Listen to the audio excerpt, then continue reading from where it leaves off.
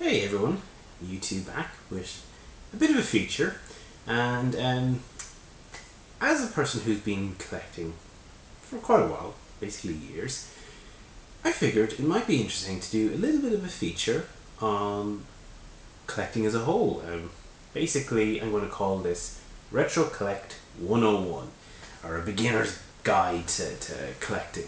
So for a lot of you who might watch, this stuff will be fairly obvious or you'll be aware of it already, but there's a lot of people who are kind of starting out or maybe a bit newer, and I thought I'd just put together some videos helping those people along.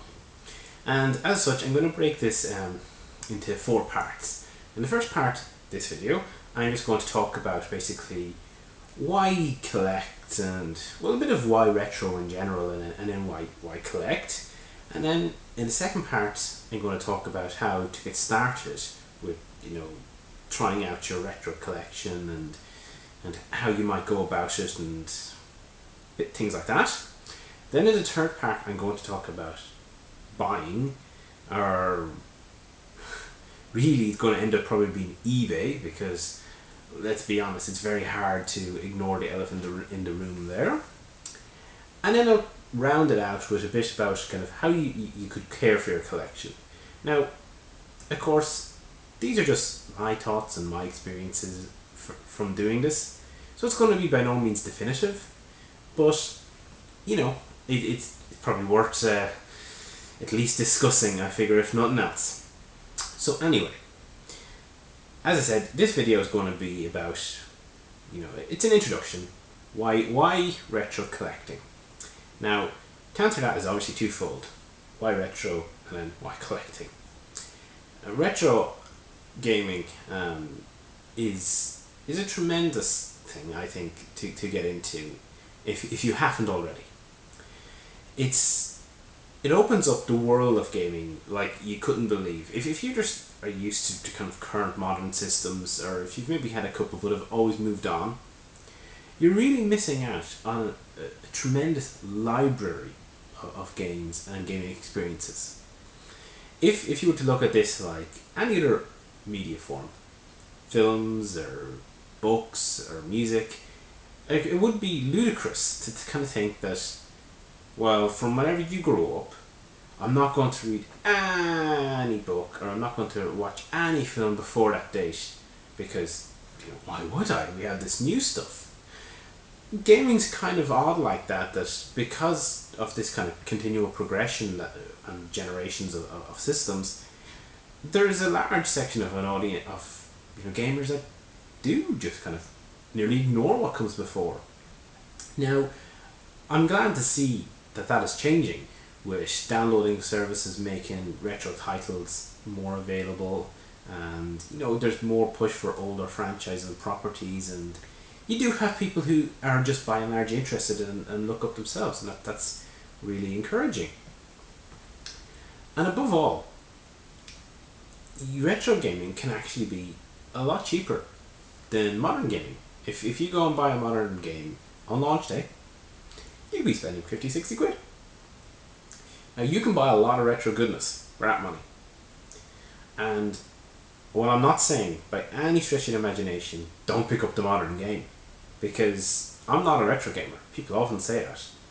I'm just a gamer who likes old games. That doesn't make you a retro gamer, because I will just as readily go and play new games. If you look at my Packing and Pickles video, I often have new games, and while I don't really spend too much of a focus on them, and sometimes I don't show modern games because they're a little less interesting to the audience, I certainly enjoy them just as much. And I think it's odd to just kind of separate yourself like that. I'm retro, I'm modern. I like gaming. Some of them are old, some of them are new. Simple as that. So yeah, that's a bit about why retro. But why collecting? That's perhaps not as easy to answer. It's very clear that we're entering an age of or increasing disposability. You have download games for a start, no product. You buy something on a download service. A good example is Nintendo. You could buy games on the Wii, you could buy games on DSi. And we've seen from experience that moving those games onto newer platforms or having them available on other systems is very difficult. You buy a Wii and then you see that they bring out a black Wii and go, God, I'd like the black Wii because the white Wii sucks. Oh yeah, but your download games, they're not coming with you. Or if they are, it's a pain to do so.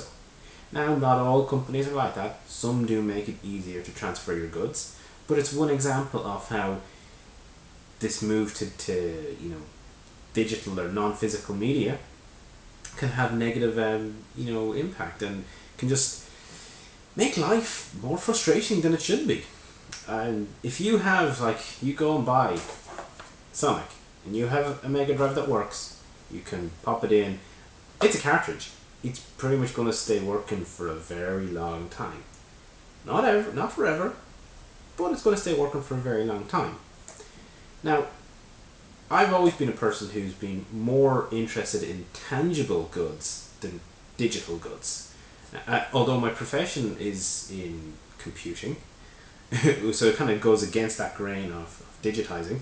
But at the same stage, I love to be able to see something on a shelf, to be able to go look along my games and say, oh right, I might try this one out, and just being able to open it up and maybe you'll have a nice poster to look through. Take you back to the day when Sonic was, forced to be reckoned with on the same level as Mario. And you can remember what it was like to be a kid. Or you can flick back through and have a bit of a nostalgia about all the games coming out in the system when they were current gen and how they were advertised.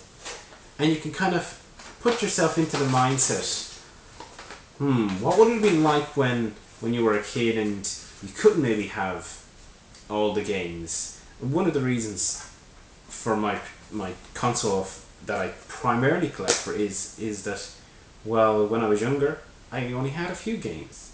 And you're looking at catalogues and you're thinking, well, what would it be like if I could have tried that and have that? When you couldn't. Now I can. So it does lead to a kind of satisfying, completion of the circle of, when you're younger and you want and you can't have it, but now as an adult you can. And being able to just see them and display them, that can give you a good feeling too. Not everyone is going to be interested in that, by no means. I mean, for many people, emulation or digital content is enough to try out retro games and to experience games that they may not have when they were new. That's fine, and I can totally understand it. But for others, I think there is great joy to be had in building up a physical collection. And on top of that, the actual process of collecting can be great fun in itself. It's a very social experience, be it here on YouTube, communicating and watching videos of others that are collecting and so on, or on forums where people are also sharing their collections and looking out for things and just interacting and talking about games. So it's good fun and it can be a very social experience. And then there's the hunt itself, whether it be car boot sales, eBay, or just looking through your local shops. It can be great fun to dig out and search and find a game.